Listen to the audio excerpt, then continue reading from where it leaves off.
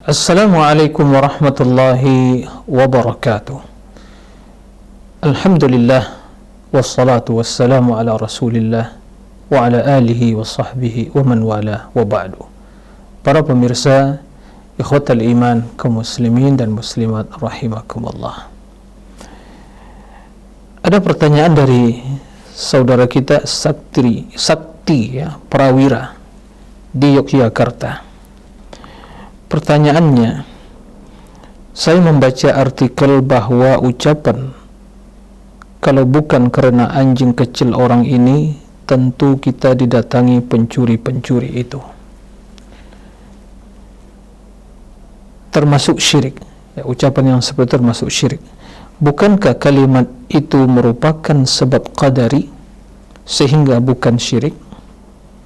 Karena pencuri yang melihat anjing umumnya takut anjingnya menggonggong dan membangunkan orang. Lalu apakah kalimat saya bisa mengerti ilmu ini karena si fulan yang mengajarkan tanpa tambahan atas kehendak Allah termasuk ucapan syirik? Terima kasih kepada saudara Sakti ya, Prawira. Barakallahu fiik atas pertanyaannya. Berarti ada dua poin ya dari pertanyaan saudara Sakti. Yang pertama, hukum mengucapkan ya, menisbatkan sesuatu kepada selain Allah. Ya. Tidak diragukan bahwa tauhid, yaitu ketulusan dalam menghambakan diri kepada Allah, itu mencakup ketulusan hati, ucapan dan perbuatan. Oleh karena itu, hal-hal yang akan merusak atau menodai tauhid itu juga berkaitan. Ada yang berkaitan dengan hati, ada yang berkaitan dengan lisan, ada yang berkaitan dengan anggota badan. Jadi ada perbuatan, ada ucapan, ada keyakinan. Nah, maka bila seorang meyakini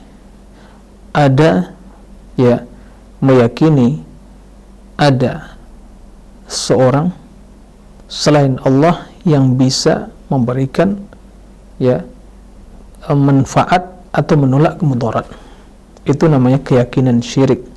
Karena kita mengetahui tidak ada yang bisa memberikan kebaikan dan menolak kemudaratan kecuali Allah Subhanahu wa taala. Baik. Maka kita harus tinggalkan hal seperti itu. Atau perbuatan dia berdoa, memohon pada wali, ya wali fulan, ya berikan keberkahan kepadaku, berikan aku syafaat, atau berikan aku ya keturunan. Ya, maka itu semua perbuatan syirik karena dia memohon kepada selain Allah.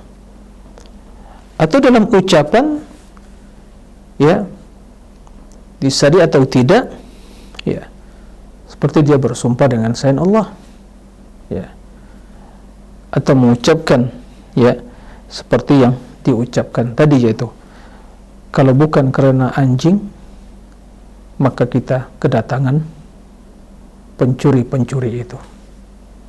Nah, tidak diragukan itu sebab, tapi tidak boleh kita menisbatkan sebab kemudian melupakan yang mengatur sebab tersebut.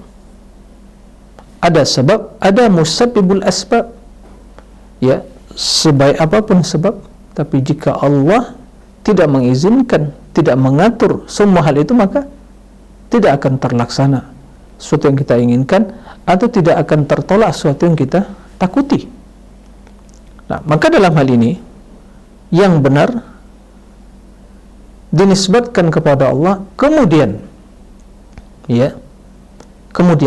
karena dalam masalah ya menisbatkan suatu kepada sebab, na'am, kendati sebab itu qadari, itu ditakdirkan oleh Allah, tapi orang-orang yang bertauhid, agar tauhidnya tidak ternodai ya, ketulusan tauhidnya tidak ternodai, maka dia hanya mengucapkan hal itu untuk Allah. Jika diikut sertakan selain Allah, maka ditambah dengan kalimat thumma, kemudian. Maka tak boleh kita mengucapkan ya masya Allah wa syi'ta ya, masya Allah, apa yang dikehendaki Allah dan yang dikehendaki oleh kamu. Maka tatkala ada seseorang datang pada Nabi SAW mengatakan Masya Allah wa syi'ta, Nabi mengatakan aja'altani lillahi niddan, qul bal qul Masya Allah wahda. Apakah engkau menjadikan saya sebagai tandingan bagi Allah? Karena menyamakan ucapan Masya Allah wa syi'ta dengan huruf waw yang berarti kebersamaan.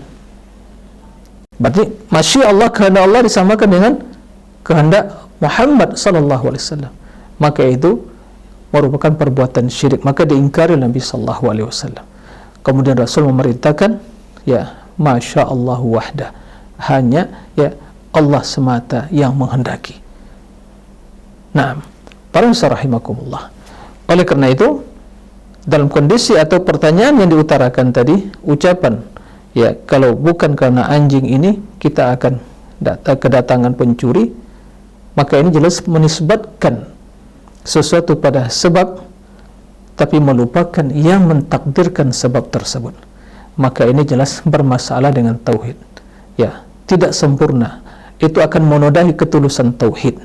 Maka yang benar itu adalah kalaulah bukan karena Allah, kemudian anjing yang menggonggong, maka kita akan kedatangan pencuri. Maka benar, karena Allah mentakdirkan itu semua.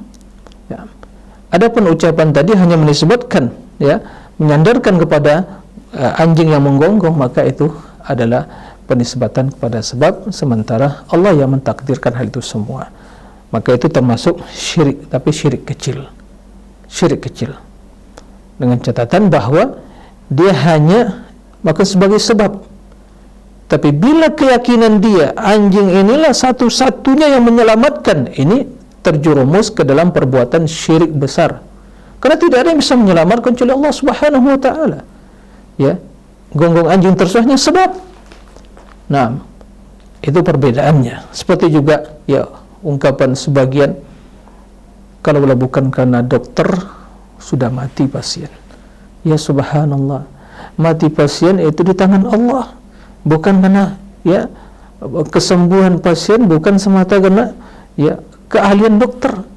Betapa banyak pasien mungkin telah diponis mungkin bisa hidup bertahan mungkin 3 bulan atau 6 bulan atau 1 tahun, tapi ternyata dia bisa hidup bertahun-tahun. Nah, oleh karena itu yang benar ucapannya adalah kalaulah bukan karena Allah kemudian bantuan dokter, maka tentu pasien telah meninggal. Nah, itu baru benar tauhidnya. Nah, begitu juga ungkapan yang kedua, yaitu saya bisa mengerti ilmu ini karena si fulan yang mengajarkan. Benar, si fulan yang mengajarkan, tapi siapa yang memudahkan si fulan itu bisa mengajarkan kita ilmu? Allah Subhanahu wa taala. Maka dalam hal ini kita nisbatkan pertama sekali kepada Allah, karena ilmu itu adalah karunia dari Allah, tapi Allah memberikan sebab jalan. Di antara jalannya adalah seorang mengajarkan kita dan memberikan pemahaman. Maka yang benar kalaulah bukan bimbingan dari Allah, kemudian bantuan ustadz atau mungkin kesungguhan ustadz dalam menjelaskan hal itu kepada saya, tentu saya tidak paham ilmu. Nah, jadi ikhwatal iman, ahlut tauhid itu mereka sungguh sangat jeli dalam memilih kata-kata. Mereka sangat bersungguh-sungguh untuk menjaga kebeningan hati dan ketulusan niat. Jangan sampai ada sedikit ungkapan, perkataan atau keyakinan yang menodai ketauhidan tadi. Karena hakikat dari ucapan kita asyhadu an la ilaha illallah wa asyhadu anna muhammadar rasulullah, yaitu asyhadu an la ilaha illallah adalah kita berkewajiban untuk menjaga tauhid, ketulusan kita hamba Allah. Maka semua dinisbatkan kepada Allah. Itulah hakikat dari mengaplikasikan tauhid yang sempurna dalam kehidupan kita, dari sisi keyakinan, dari sisi perbuatan, dan dari sisi ucapan lisan. Demikian, wallahu a'lam.